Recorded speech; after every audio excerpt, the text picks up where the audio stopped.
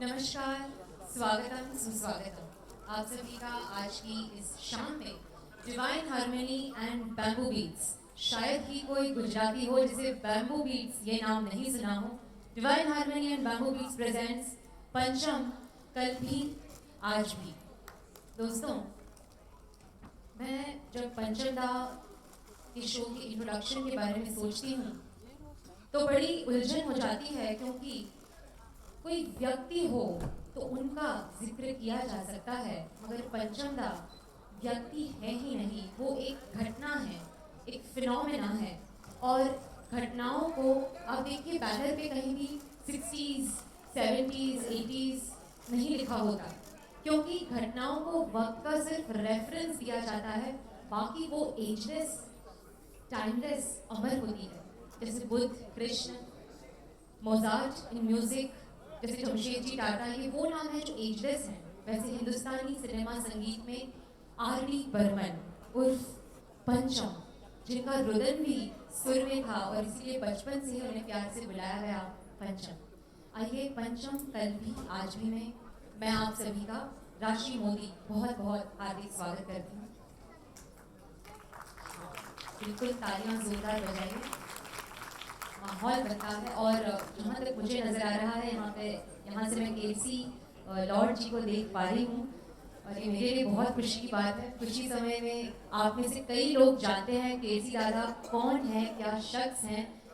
R.D. Burman जी की original compositions में अगर एक्सपेरिमेंटेशन का जो साउंड का काम होता था, तो पंचम जी यकीनन केसी जी से वो सारे एक्सपेरिमेंट्स करवाते थे। और मैं बहुत खुश हूँ दादा आज यहाँ पर आए हैं, बहुत अच्छा लग रहा है। दोस्तों, इतनी तालियां बजाइए कि वाकई यहाँ पे पंचम जी आए हो ऐसा वाला फील है।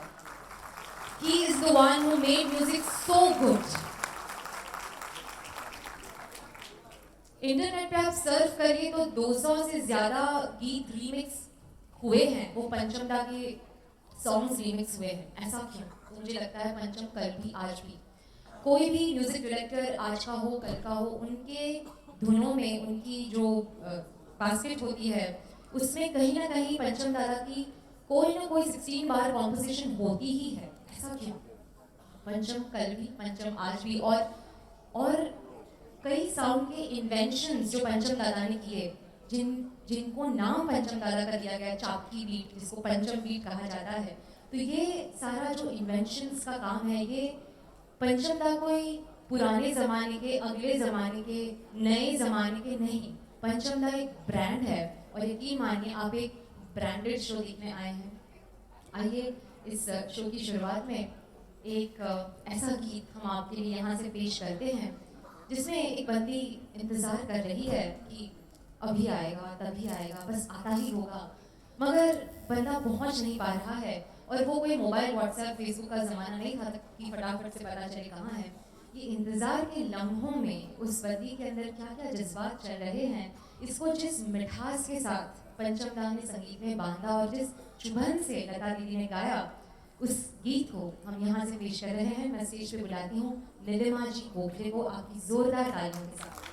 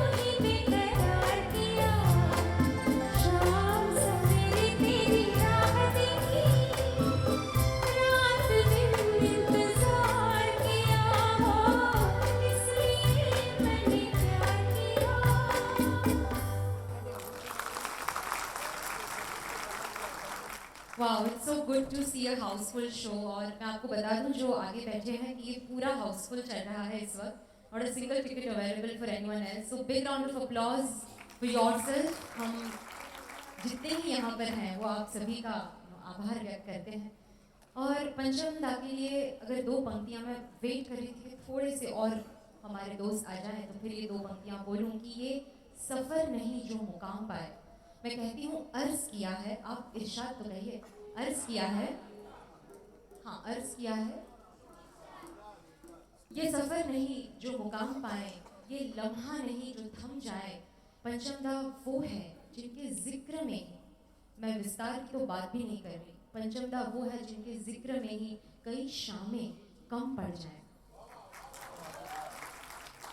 आइए अब एक ऐसा गीत सुनते हैं। पंचमदा की ये स्टाइल देखिए म्यूजिक की, अगर हम पंचमदा के शो में आए हैं तो हमें साउंड को और म्यूजिक को तो सुनना ही है। उनकी स्टाइल देखिए, किस तरह हर एक अंतरे में उन्होंने एक पर्टिकुलर इंस्ट्रूमेंट को उठाया है, उसे संवारा है।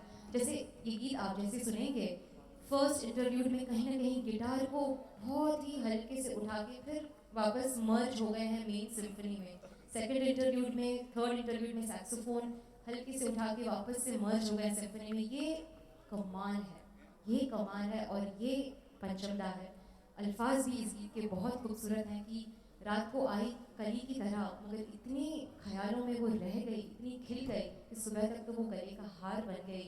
बहुत ही बेहतरीन ख्याल, मात्र नरेशन है, कोई बहुत बड़ी झिकझिक नहीं, लेकिन पंचमदा ने संगीत देके इस नरेशन को, इस एडोरेशन को उठा दिया है। आइए हम यतिन जी की आवाज़ में ये खूबसूरत गीत यहाँ से पेश करते हैं आप सभी के लिए।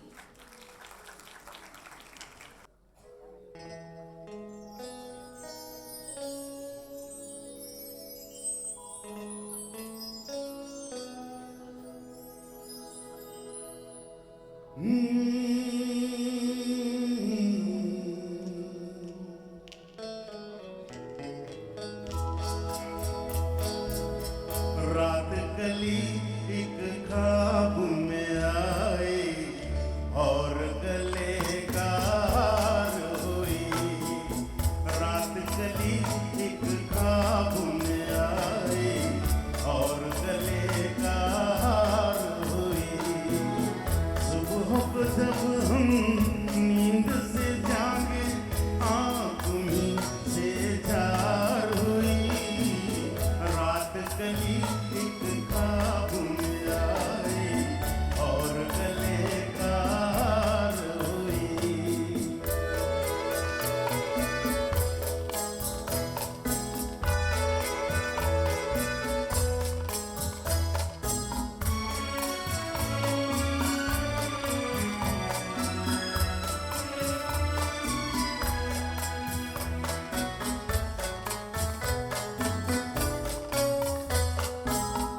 चाहे कहो इसे मेरी मोहब्बत, चाहे हंसी में उड़ा दो।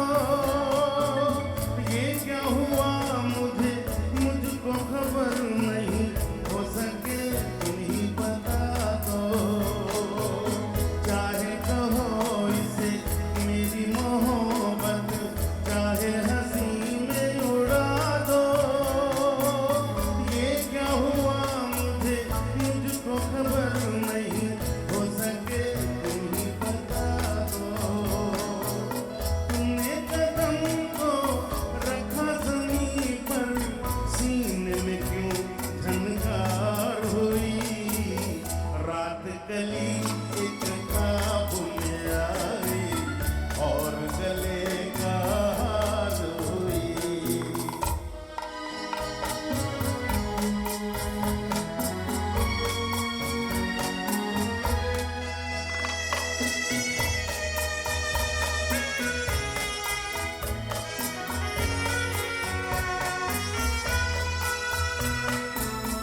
यूं तो हसीनों के, महाजबीनों के होते हैं रोज नजारे, पर उन्हें देख के देखा है जब तुम्हें, तुम लगे और भी प्यारे।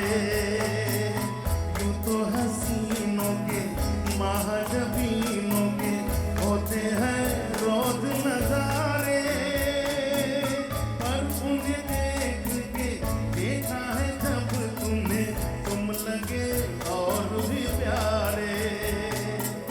बाहों में ले लूं ऐसी तमन्ना, एक नहीं कई बार हुई।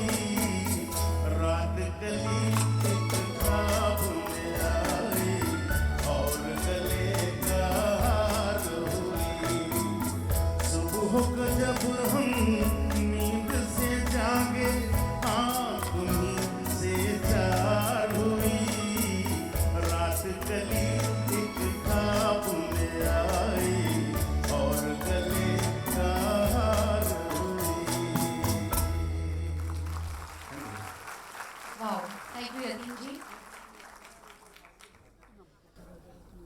मंडे इवनिंग, मतलब ज़्यादातर लोग तो डेफिनेटली बिजनेस ऑफिसेस घर के काम पता नहीं क्या क्या निपटा कर यहाँ पर पहुँचे हैं और पंचम दा स्पेशल प्रोग्राम है, तो फिर आप एक ही चीज़ एक्सपेक्ट करिए कि ये जो संगीत है ना, इसमें एक मैजिक होता है कि कहीं ना कहीं ये जितनी भी 5 सेंसेस हैं अपनी, जो भी 5 इंद्रियां है, उन्हें वश में कर लेता है। तो वो 5 इंद्रियां आप यहाँ पे स्टेज पे दे दो और एकदम मुक्त होके, एकदम खुश होके आज का ये शो एंजॉय करो। इसी मोड पे अगला गीत जो है उसे पेश करते हुए अक्सर मुझे अपनी एक बहन याद आती है, जो एकदम घरेलू, पूजा पाठ, बाप रे भगवान का नाम सतनाम ये वो, एकदम ऐसी फुल हाउसवाइफ मटीरियल जाने कहिए ना, एकदम ऐसी। तो शादी हुई और घूमने फिरने गए और फिर जब लौटी तो मेरे को ऐसे एकदम, मतलब हमने एक्सपेक्ट नहीं किया था कि इतने जल्दी कुछ हो जाएगा, मगर 10 ही महीने में वो तो मतलब बेबी वगैरह सब हो गया। Then she was sharing with us कि पता है राशि, हर एक औरत के अंदर ना एक मल्लिका शेरावत कहीं ना कहीं छुपी हुई होती है, बस उसको बाहर आने में वक्त लगता है। ये जो मल्लिका शेरावत वाला सेंसेशन है, ये जो फीलिंग है, ये एडमिट करना कितना एम्बैरसिंग है ना, मतलब खास करके इंडियन जनता में, मगर आर.डी. बर्मन ने, पंचम दा ने इस गीत में इस सेंसेशन को ऐसे दर्शाया है कि जैसे मानो मॉडर्न मेडिकल साइंस में वो कैमरा डाल के पूरी अंदर की बॉडी की रिपोर्ट निकालते हैं ना, वैसे उन्होंने इस सेंसेशन को अपने म्यूजिक में बांधा है। और इस गीत में वाइब्राफोन का जो उपयोग हुआ है और मनोरिता की जो इंग्लिश फ्लूट है सुनने बनती है, साथ में आशा भोसले की गायकी और हेलेन जी का चित्रांकन, ऑसमनेस। मैं निरुपमा जी से कहती हूँ कि वो आए और ये सेंशुअस चुम्मेश्वरी नंबर यहाँ से आपके लिए पेश करें।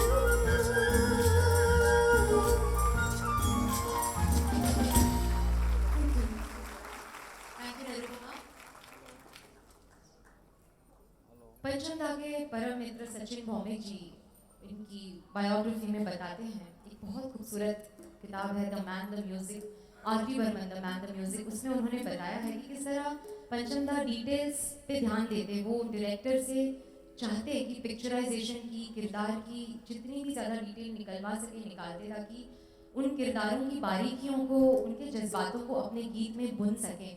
और अब देखिए कैसे 100% जो है, जब कोई बंदा अपनी 100% देता है तो दूसरों को कितना मज़ा आता है। अब आप में से कई लोग क्रिकेट देखते होंगे, फुटबॉल देखते होंगे, मास्टर शेफ देखते होंगे। अब वो क्या है, फुटबॉल में 2 टीम्स एक बॉल के पीछे पड़ी है, 1.5 घंटा खेलती है, अपने को क्या है, अपने को क्या मिलने वाला है, बट देखने का क्या मज़ा आता है कि कौन अपना कितना 100% वहाँ पे डाल के दे रहा है। तो ये आर.टी. बर्मन जी का जो एक स्पेशलिटी है, अब का गीत, अब की बार जो गीत हम पेश कर रहे हैं, इसमें एक महफिल सजी है। और महफिलों में कैसे होता है, कोई गीत ऐसे एब्रप्टली स्टार्ट नहीं होता। गायक है, महफिल में बैठा है, दोस्तों यारों की, बैठेगा, थोड़ा पेटी में सुर लगाएगा, थोड़ा हमिंग करेगा, फिर आहिस्ता आहिस्ता मूड बांधेगा। तो ऐसे ही इन्होंने अपने गीत में ये चीज़ों को लाया, जैसा कि इसका पिक्चराइजेशन है।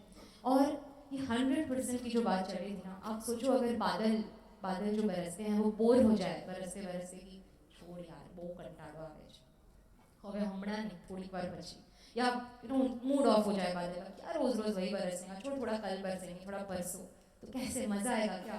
लेकिन यही बादल अगर दिल खोल के 100% बरसे और रिमझिम के सावन पड़ जाए तो कैसी कलेजे में ठंडक पड़ जाती है। वैसे ही इस गीत में ना